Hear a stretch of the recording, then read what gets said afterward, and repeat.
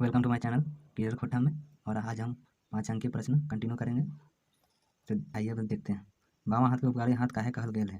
बावां हाथ को यानी लेफ्ट हैंड को उपकारी क्यों कहा गया है। कवि शिवनाथ प्रमाणिक बावां हाथ के उपकारी हाथ कहलात। ई ले कि ई हाथ से झाड़ पोछ करी के कतेक रकम रोग महामारी के दूर करल जाए। लेफ्ट हैंड से कितना छोटा बड़ा काम करके रोग बीमारी से बचाया जाता है। बावां हाथ के भीतर दुइयों हाथ केकर प्रतीक लगे, यानी बावां हाथ के भीतर दुइयों हाथ, बावां हाथ में कविता जो है बावां हाथ, उसमें से दोनों हाथ का प्रतीक क्या क्या बताया गया है। बावां हाथ के भीतर दुइयों हाथ के प्रतीक रूप वर्णन करल है। बावां हाथ के भीतर दुइयों हाथ के प्रतीक रूप वर्णन किए हैं। बावां हाथ समाज के अपेक्षित जाति आदिवासी हरिजन अति पिछड़ी जाति प्रतीक है, तो दाहिना हाथ तगड़ी बोर्ड जाति प्रतीक है। लेफ्ट हैंड छोटी जाति के प्रति है और राइट हैंड बड़ी जाति के प्रति है। लोग मूंगा पोथी समारती है वह सब पढ़ के अर्जन खवैया है वह, और ये सब गरीब लोग जो भी करते हैं उससे वो लोग खाते हैं। सबके पढ़ के यानी दूसरे का अर्जन यानी कमाया हुआ को खाते हैं। जाड़ तो जामे किनल जाए कभी काहे कहलत, क्योंकि जाड़ कविता पहल खाना कविता बिहन औजार कहे खोजल हत कि जाड़े में अमीर गरीब पर पहचान हवे, यानी पहचान होता है पहनावा ओढ़ावा से। अमीर आदमी जाड़े भगावे खातिर दामी दामी गरम कपड़ा कोट स्वेटर मफलर दस्ताना ले हत, यानी बड़े लोग पैसा से पूरा गर्मी का कपड़ा ले लेता है। ये सब किने खातिर 10,000 रुपया खर्च करता है, मगर कोई आदमी 50 से काम चलाता है। जो गरीब वर्ग है वो 50 से काम चलाते हैं, माने जकर ठीन जितना पैसा या फिर कच्चा उसको उतना ठंडा लगता है। तीन ईयर दामे किनल जाए कवि का कहना है, डॉक्टर बेनोदार का।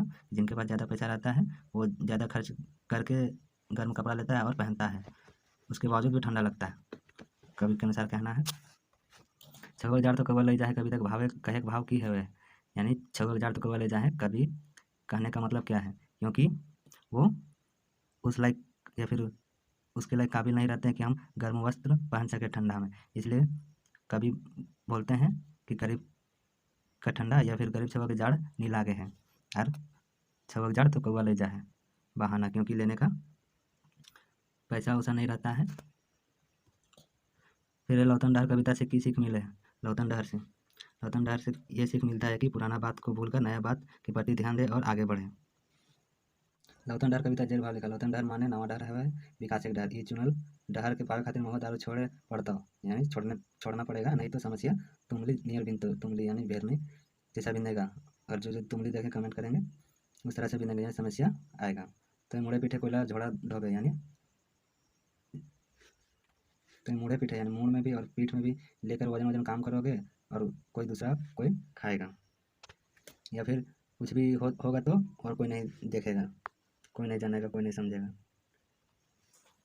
नाय सुनते और नाय तोर पाछू अनिया के विरोध है कुछ कहता हो, यानी कोई नहीं सुनेगा, कोई नहीं जानेगा कि क्या हुआ क्या नहीं, और कोई तुम्हारे प्रति नहीं रहेगा। तो जाओ जिंदगी मोरी मोरी के जीवे, यानी जिंदगी मोरी मोरी के जीवे, यानी मरा मरा टाइप से लगेगा दुख के प्रति। कभी शांति भारत के खोजल हत कि आज जाय धर्म कर नामे लड़ावल जाए और मानवता मानवता के खेचा करल जाए, यानी आजकल जितने भी हैं वो जात धर्म को अलग करते हैं और लड़ाते हैं और अलग किया जाता है। सीएलए सचेत करे है कि मानवता के नाय बांटा तबे नवा चुनल डहर के पावे पारल जाते, यानी कभी बताए हैं कि जात जात में डिवाइड करने नहीं बोल रहे हैं, तभी सक्सेस होंगे। आफत कविता जेर भाव लिखा। आफत कविता डॉक्टर विनोद कुमार गाछ कटाई के आफत नाम दिला है। डॉक्टर विनोद कुमार गाछ कटाई के आफत नाम दिला है। एकरे बतवे खातिर कभी बेरा डूबल बाग दे एगो चराई के आपन खोंदा घूरे कार खोंदाए ओकर छगुआ के चेंचाए चेंचाए माय के घूरे का असरा देखी रहल वर्णन करल हती, यानी एक चिड़िया है और उसकी मम्मी घोंसले के अगल बगल घूमने का वर्णन किए हैं। माय के आवते छगुआ कहीं देख कि हियाँ आफत आ रहा है, यानी चिड़िया बोल देती है बच्चे को कि यहाँ आफत आ रहा है, यानी जंगल को कटाई हो रहा है तो घोंसला फिर चिड़िया लोग कहाँ बनाएगी, इसलिए बोल रही है उसकी मम्मी। आर उ आफत आंधी तूफान करना है मंतुक आदमी से आवत, यानी कायल ई गाछ के काट जात और आमीन कर खोंदा उजड़ी जाती, यानी वो चिड़िया की मम्मी बोल रही है कि आफत आ रहा है, यानी जंगल कब कटेगा जिसमें उन लोग का घोंसला था और उजड़ जाएगा। यह आफत देखी चरे छगुआ कांदी रहा है, यानी चिड़िया रो रही है लेकिन समझ नहीं रहे। इंडियर गाछ कटाई के बेटा के कभी एगो चरे माध्यम से बतवे खोजल हती, यानी चिड़िया के माध्यम से बताने के लिए खोजे हैं डॉक्टर विनोद कुमार। दत्तन पते कविता का जेर भाव लिखा। दत्तन पते का कविता का जेर भाव लिखने बोला। दत्तन पते कविता में कवित्री प्रोफेसर शशि कुमारी एगो दत्तन पते बेची के गुजारा करवाया मेहरारू दशा वर्णन करल था। दत्तन पते में एक औरत है और वो औरत के बारे में वर्णन किए हैं। दतन पते बेचो या मेहरारू अपन छुआ के पीठे बांधी के जाड़ बरसात रहो, यानी 12 महीना डर ढायरे बैठ के बेची है।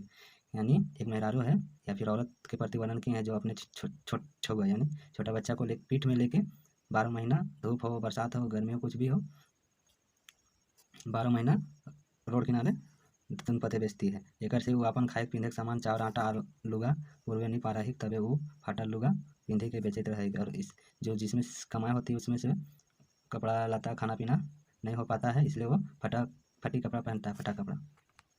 हाँ, कोनो पर्व त्यौहार के दिन तनी बेची पते और दोना बेचल, यानी कभी पर्व त्यौहार रहता है तो थोड़ा पत्ता ज़्यादा बिकता है, तो उस दिन वो पकवान बनाती है और खाते हैं। खुशी खुशी खियावे यह दिन ओकर खातिर झकझकायल दिन है, खुशी के दिन है, यानी उस दिन अच्छा लगता है कि इतना काज हम लोग पते बेचे या फिर इतना हम लोग का कमाई हुआ। इनियरी कविता में कवित्री एगो कवि कर व्यथा के वर्णन करी के ओकर प्रति सहानुभूति देखवलत और जनवादी प्रवृत्ति कर भाव देखवलत। एक औरत को चतुन पते बेचते हुए का वर्णन किए हैं और उनके प्रति दिखाए सहानुभूति। माटिक सोंद बाँस कविता जेर भाव लिखा। कवि भुवनेश्वर साहू माटिक सोंद बाँस रूप हियाँ नदी नाला बोन झाड़ पहाड़ पर्वत चने चुनगुनी हेन तेन माने सब है, सब माने सब प्राकृतिक चीज वस्तु के कहल आते, यानी प्राकृतिक के चीज़ों को कहे हैं। झारखंड का प्राकृतिक दृश्य बड़ा ही मनमोहक है और झारखंड का प्राकृतिक दृश्य बड़ा ही मनमोहक है, यानी देखने लायक मनपसंद आकर्षक है, यानी खींचने लायक, जैसे कि हाँ वो अच्छा है तो वहाँ जाएंगे तो यहाँ जाएंगे। कभी आगू कहलत कि यह भूये मानुष जन्म ले है, यानी इसी धरती में मनुष्य जन्म लिया है। खेली कूदी के बाढ़े हैं हवा पानी अन्न खाए हैं और बाढ़े हैं, पूरा जिंदगी जिए हैं और मोरल बादे हिये गड़ा जाए हैं, क्यों जारी खा खेवे है। इसलिए हर मनुष्य का कर्तव्य है कि अपन माटी के बचा के रखे, यानी कवि का कहना है कि इसी धरती में जन्म लेते हैं, इसी धरती में खाना पीना खाते हैं और फिर इसी धरती में मरते हैं, या फिर जीता तो कोई नहीं है, एक दिन ना एक दिन मार ही जाता है, इसी मिट्टी के अंदर गाड़ा जाता है। इसलिए बोल रहा है कि हर मनुष्य को अपने माटी को बचाए रखने बोला है। स्वराज कविता जेर भाव लिखा। स्वराज कविता कवि जयवीर साहू दूर दराज कर गाँव आज़ादी कितना दिन बादहूँ विकास कर कोनो काम नहीं हेल है, यानी स्वराज कविता में कवि जयवीर साहू दूर दराज के गाँव आज़ादी कितना दिन बाद, यानी आज़ादी कितना दिन बाद भी विकास नहीं हुआ कोई गाँव में, कर वर्णन करा और उनके बारे वर्णन किए। कवि कहा कि ओखिन एखनो तक स्वराज कर मरम नहीं जाना हाथ, ओखिन एखनो गाढ़ा ढोड़ा पानी पियात, यानी अभी भी गाढ़ा ढोड़ा का पानी पता, यानी गाढ़ा ना लगा। बोने साग महुआ लाठ गेंठी ठेवना खा हाथ, यानी पेड़ में होता है ये सब, लर वगैरह में भी होता है, जंगल का सारा सामान खाते हैं। घारे छान झांझर देखा है, यानी झांझर मतलब छेद। वर्षा के दिन पानी चूहे है और बरसात के दिन पानी चूता है। घारे दिया बारे खातिर एखनो कोड़ी तेल जोरे है, यानी घर में तेल मतलब दिया बारने के लिए घर में कोड़ी के, यानी महुआ के बाद जो कोड़ी होता है उसका तेल जलाता है। इंडिया ऐसा गाँव और ऐसा गाँव के लोग के स्वराज के कर मरम कुछ नहीं पूछा है, और इस तरह के गाँव के लोग को स्वराज का मरम नहीं जानते हैं या फिर नहीं समझते उनके बारे में। अब इसके आगे हम देखेंगे 8 अंक के प्रश्न। अगर इसी तरह का वीडियो चाहते हैं तो प्लीज़ हमारे चैनल को लाइक शेयर सब्सक्राइब करें। अगर पूरा एक ही दिन में पूरा गेस पेपर कंप्लीट करना चाहते हैं तो कमेंट करें। उसमें ये होगा कि केवल हम उसमें दिखा देंगे और आप लोग पढ़ लीजिएगा। अगर इस तरह का वीडियो चाहते हैं तो प्लीज़ हमारे चैनल को लाइक शेयर सब्सक्राइब करें और कमेंट करें कि हाँ ऐसा वीडियो चाहिए, क्योंकि 28 तारीख को एग्ज़ाम है खोटा का, तो जल्दी